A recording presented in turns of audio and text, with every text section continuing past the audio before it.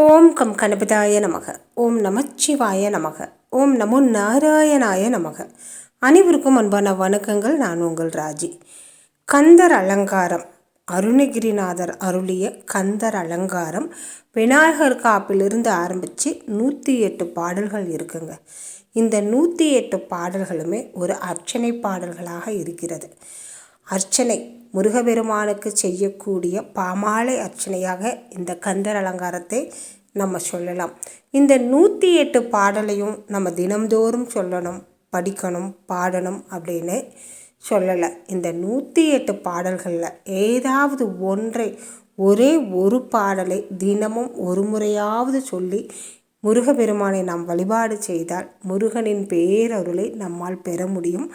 அருணகிரிநாதரின் அருள் நமக்கு நிச்சயமாக கிடைக்குங்க.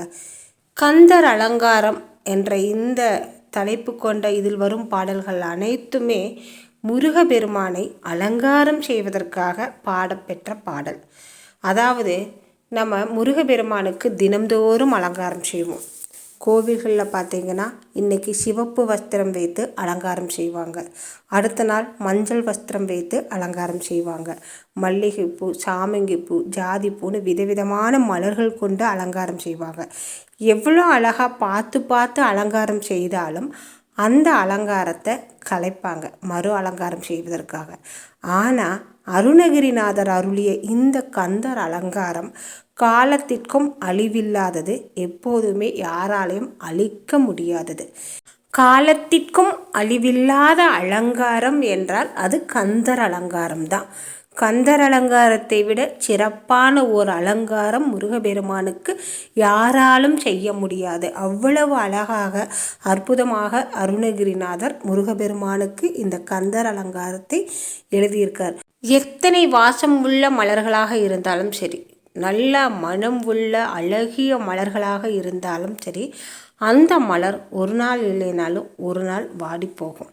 பூமாலை, அழியக்கூடிய பூமாலை வைத்து உன்னை நான் அலங்காரம் செய்யவில்லை முருகபெருமானே, காலத்திற்கும் அழிவில்லாத அற்புதமான பொருள்கள் கொண்ட பாமாலை கொண்டு உனக்கு அலங்காரம் செய்திருக்கிறேன். இந்த அலங்காரத்தை ஏற்று எனக்கு சிறப்பான வாழ்வை அமைத்து கொடு, முக்தியை கொடு, ஞானத்தை கொடு என்று கேட்பதுதான் இந்த கந்தர் அலங்காரம். கந்தர் அலங்காரம் பாமாலை அழிவில்லாத பாமாலைங்க. தினம்தோறும் சொல்ல வேண்டியது 108 பாடல்களில் தினமும் ஏதாவது ஒரு பாடலை சொல்லி நாம் முருகபெருமானை வழிபாடு செய்தால் போதும். இன்றைக்கி நம்ம பார்க்க போகிற இந்த பாடல் அற்புதமான அர்த்தத்தை கொண்ட பாடலுங்க. இந்த அலங்காரத்தை ஒரு நாளைக்கு ஒரு முறையாவது சொல்கிறப்ப நிச்சயமாக ஒளிமயமான எதிர்காலம் நமக்கு அமையும். இவ்வளவு நாள் நம்ம கஷ்டப்பட்டுட்டு இருந்தாலும் இனி வரும் காலம் சிறப்பானதாக இருக்கும். ஒவ்வொரு பாடலுக்கும் ஒவ்வொரு அர்த்தம் இருக்கும். ஒவ்வொரு பாடல் சொல்வதால் ஒவ்வொரு பேரு நமக்கு கிடைக்கும். பொதுவாக இந்த கந்தர் அலங்காரத்தை சொல்லி முருகபெருமான வழிபாடு செய்கிறப்ப யம பயம் அப்படிங்கிறது இருக்காது, மரண பயம் இருக்காது. வாழும் காலத்திலும் சரி, வாழ்ந்து முடிந்த பின்பும் சரி, சொர்க்கம் அப்படிங்கிறது நமக்கு நிச்சயமாக கிடைக்கும்.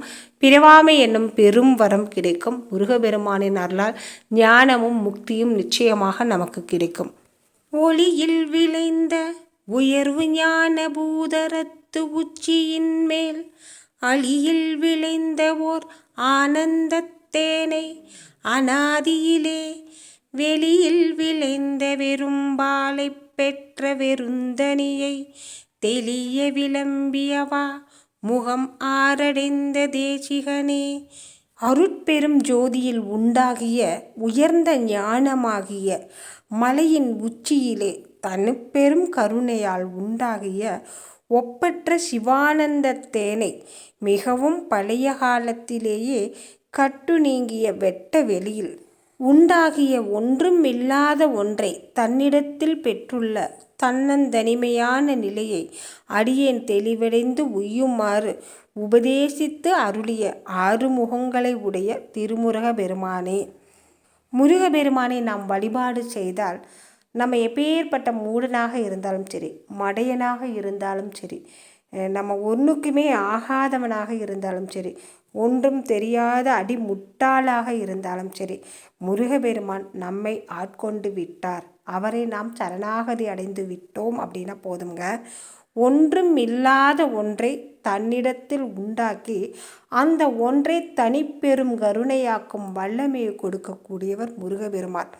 முருகபெருமானுடைய திருஅடி பாதம் நம் தலையில் பட்டா போதும், அவருடைய அற்புதமான கடைக்கண் பார்வை நம் மீது விழுந்தால் போதும், நமக்கு ஞானம் அப்படிங்கிறது நிச்சயமாக கிடைக்குங்க. நமக்கு எல்லாமே தெரிஞ்சிருக்கணும், எல்லாமே படிச்சிருக்கணும் அப்படிங்கிறதெல்லாம் கிடையாது.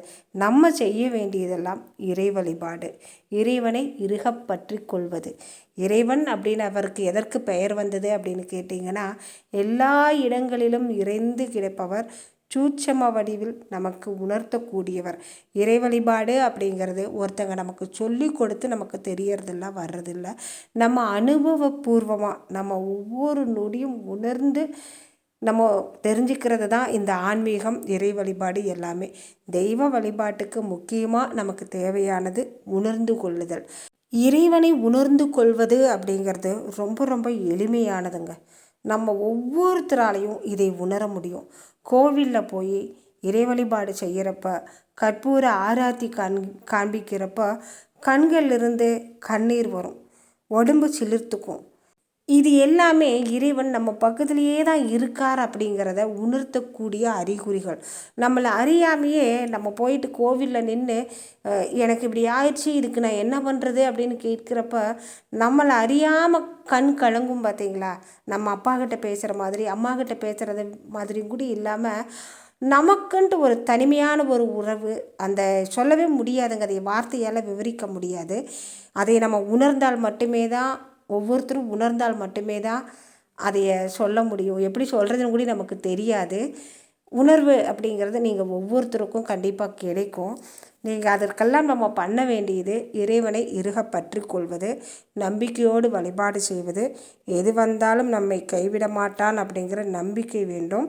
இந்த பாடலை தினம்தோறும் சொல்லணும் அப்படிங்கிறது கிடையாதுங்க. நேரம் கிடைக்கிறப்ப ஒரு முறையாவது கேளுங்க. ஒன்றுமே தெரியாத அறிவில்லாதவனாக நாம் இருந்தாலும், நமக்கு அதாவது ஆன்மீகத்தை பற்றி எனக்கு எதுவுமே தெரியாது அப்படின்னாலும் நமக்கான அத்தனையும் உணர்த்தக்கூடிய அற்புதமான பாடல், மோட்சத்தை கொடுக்கக்கூடிய பாடல், ஞானத்தை கொடுக்கக்கூடிய பாடல்.